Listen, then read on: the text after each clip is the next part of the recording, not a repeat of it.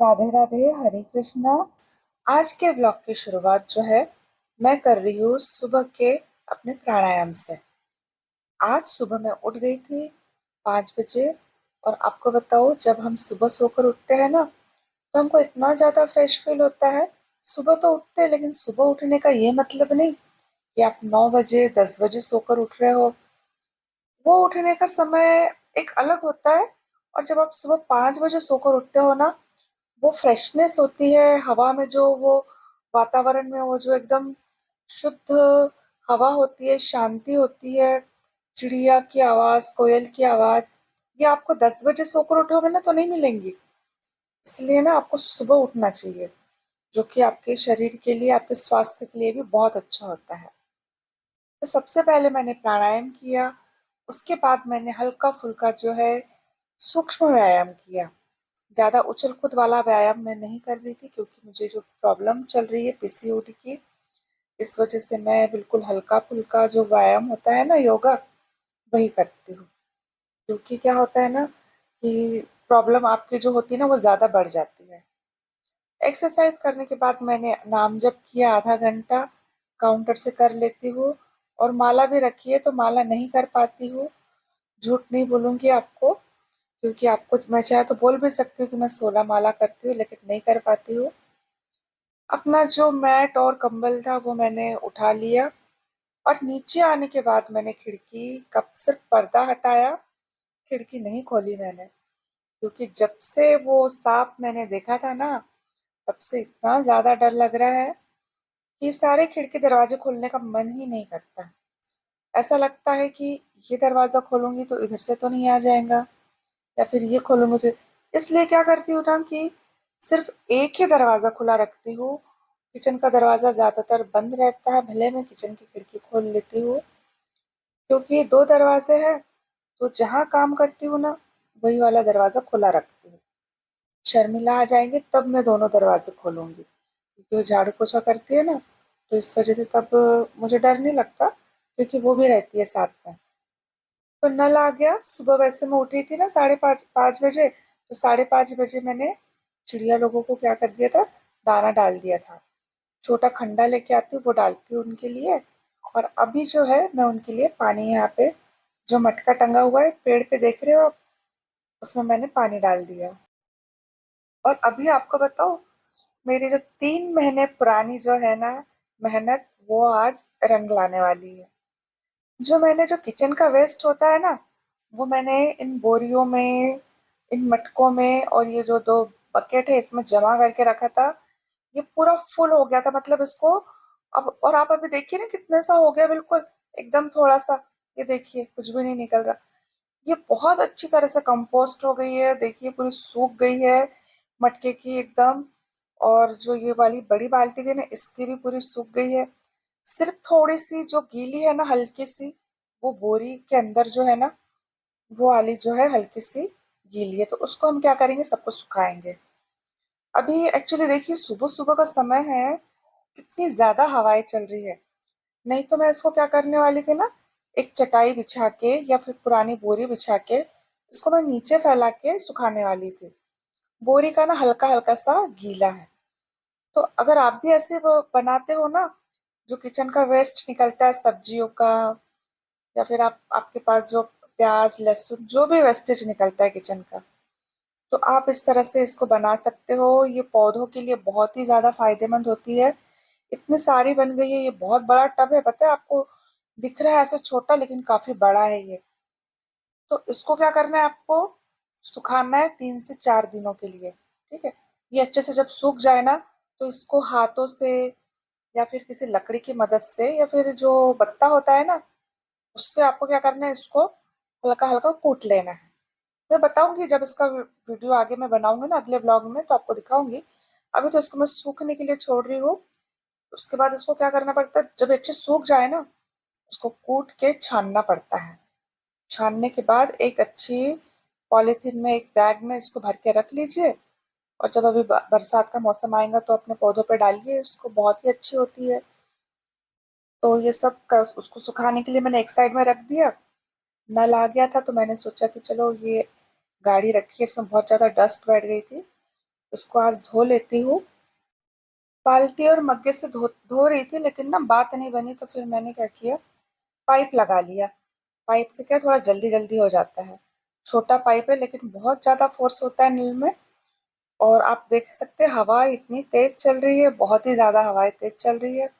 लू के लपेटे आपको बताओ 8 बजे से शुरू हो जाते हैं बिल्कुल हमारे गांव में, क्योंकि आजू बाजू घर नहीं है ना। पूरा आजू बाजू का एरिया जो है पूरा खाली बंजर पड़ा हुआ है। तो उस वजह से ना बहुत ज्यादा हवाएं चलती है।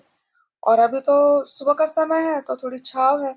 और धूप में तो आंगन में भी बाहर नहीं निकल सकते, इतनी ज्यादा तेज धूप है। तो इस तरह से मैं हफ्ते में कम से कम 2 बार तो गाड़ी को धो ही लेती हूँ। और मेरे सिवा मेरे घर में गाड़ी कोई नहीं धोता है। और नल आ गया तो मैंने सोचा चलो जल्दी से बोतलें भी भर के रख लेती हूँ।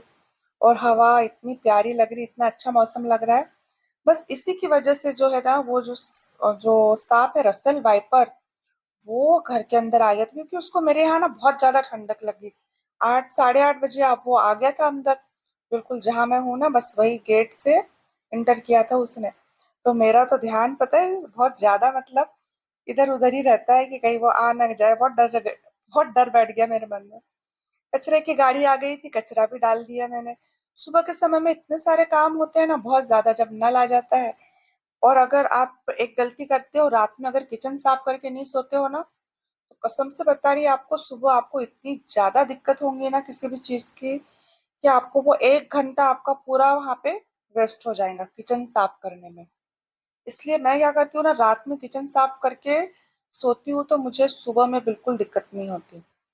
बोतलें मैंने इकट्ठी 5-6 भर ली थी। और इनको मैं रख देती हूँ फ्रिज में। और मुझे आज घड़ा भी धो के भरना है, क्योंकि फिर कल व्रत है। तो मैं एक दिन पहले घड़े को अच्छे से धो के रख लेती हूँ, क्योंकि फिर व्रत वाले दिन ना बहुत ज्यादा काम हो जाता है। इसलिए एक दिन की आड़ धोती हूँ, ऐसा नहीं कि हफ्ते में धोती हूँ, नहीं। एक दिन की आड़ आपको भी अपना जो घड़ा है ना उसको साफ करना चाहिए, क्योंकि नहीं तो उसमें क्या होता है ना, स्मेल आने लग जाती है। इसलिए एक दिन के बाद आपको क्या करना है, उसको घड़े को साफ धो लेना है। और काले घड़े का पानी जो है ना, इतना ठंडा होता है, इतना जबरदस्त ठंडा होता है कि क्या बताऊं। तो मैं ये काला घड़ा ना मैं अपने लिए भरती हूँ, घर के ये लोग तो नहीं पीते हैं पानी। आधा इसका पानी और आधा बॉटल का पानी मिक्स करके पीती हूँ। साथ साथ में मैंने यहाँ पे जो है राजमा भी चढ़ा दिए थे कुकर में। एक सीटी होने के बाद मैंने उसको ठंडा होने के लिए रख दिया था। और यहाँ पे मसाला तैयार कर रही हूँ। तो ये जो राजमा है ना, मैं ये बना रही हूँ बिना प्याज और लहसुन का। तो इस वजह से मैं इसमें थोड़ा सा मसाला ले लेती हूँ। तो मसाला में इसमें फल्ली दाने लेती हूँ, ताकि जो इसका जो ग्रेवी है ना थोड़ी सी गाढ़ी बने। वरना अगर कुछ भी नहीं रहेगा तो कैसा होगा। इस वजह से मैं इसमें अदरक, थोड़ी सी छोटी इलायची, और लौंग, काली मिर्च, दो दो तीन तीन, ज्यादा नहीं, ये सब डाल के पीस लिया। और उसी में फिर मैंने हरी मिर्ची, टमाटर, और साथ में थोड़ा सा धनिया, ये डाल के भी पीस लिया। और मैं साथ में मैंने भजन भी लगा दिए थे, भजन भी सुन रही हूँ। इस वजह से मैंने वाला जो वॉल्यूम है ना कम कर दिया, वरना आपको भजन की बहुत ज्यादा आवाज आती थी। तो ऑयल ले लिया है इसमें मैं अपना कौन सा ऑलिव ऑयल में मैं बनाती हूँ अपने लिए सब्जी। तो उसमें मैंने तेल गर्म होने पे ये मसाला डाल दिया। मैं हमेशा सोचती हूँ कि मैं खाना ना जीरो ऑयल में बनाऊं, लेकिन कैसे बनाऊं समझ में नहीं आता, क्योंकि तेल के बिना तो मसाला ही नहीं भून सकते, है ना। हाँ, खिचड़ी हो गई या फिर कोई और कुछ चीज जो है ना, जैसे खिचड़ी या दलिया, ये सब चीजें बना सकते हैं बिना तेल के। लेकिन मसाले वाली चीजें जो है वो कैसे बना सकते हैं जीरो ऑयल से, मुझे समझ में नहीं आता। मैंने काफी सारी वीडियो देखी तो वो मेरी समझ से बाहर था। तो मैं तो ऑयल डालती हूँ, लेकिन थोड़ा डालती हूँ, बहुत। बिल्कुल अपने लिए बनाती हूँ। अगर घर पूरे सारे घर वालों के लिए बनाती हूँ ना, तो फिर तो ऑयल मेरे को भर भर के डालना होता है, क्योंकि वो लोग तो बोलते हैं कि खाने में टेस्ट ही नहीं आया। और जीरा राइस भी बना लिया था यहाँ पे एक साइड में कुकर में। और यहाँ बाजू में जो है मेरी सब्जी भी हो गई थी। और बहुत अच्छी बनती है, मैं हमेशा बनाती हूँ अपने लिए, क्योंकि मुझे भोग लगाना होता है। तो मैं, घर वाले तो सारे सब कुछ खाते हैं प्याज लहसुन, मैं अपने लिए जो है अलग से बनाती हूँ। और फिर एक टाइम सब्जी बनाती हूँ तो मेरे को 2 टाइम चल जाती है वो। अब मुझे जल्दी जल्दी से जो है लाड़ो खाना की मेरी तैयारी करनी थी। उनको स्नान कराना था और मैं खुद भी नहाई नहीं थी, लेकिन मुझे अपने बच्चों को नहलाना बहुत ज़्यादा ज़रूरी था। तो मैंने इनको जल्दी जल्दी से लाड़ो कान्हा को क्या किया, स्नान करवाया। और फिर स्नान कराने के बाद उनका श्रृंगार भी कराना होता है। तो इस तरह से मुझे 1 घंटा तो लग ही जाता है, क्योंकि बहुत ज़्यादा जल्दी नहीं मचाती हूँ मैं। यही काम जो है मैं बहुत ज़्यादा आराम से करती हूँ। बाकी तो घर के सारे काम जो है मैं दौड़ दौड़ के कर लेती हूँ बस। फिर क्या, इनका मैंने श्रृंगार किया और श्रृंगार करने के बाद फिर मुझे भी नहाने का टाइम हो रहा था, तो मैं नहाने चली जाती हूँ जल्दी से। और नहाने के बाद मैं बताऊँ आपको, मुझे इतने जोरों की भूख लगी थी ना कि मैं आपको बता ही नहीं सकती। तो मैं गई फटाफट से किचन में जाके अपने लिए जो है 2 रोटी बना लेती हूँ। और वो जो रोटी है ना, वो मल्टीग्रेन आटे की रोटी है।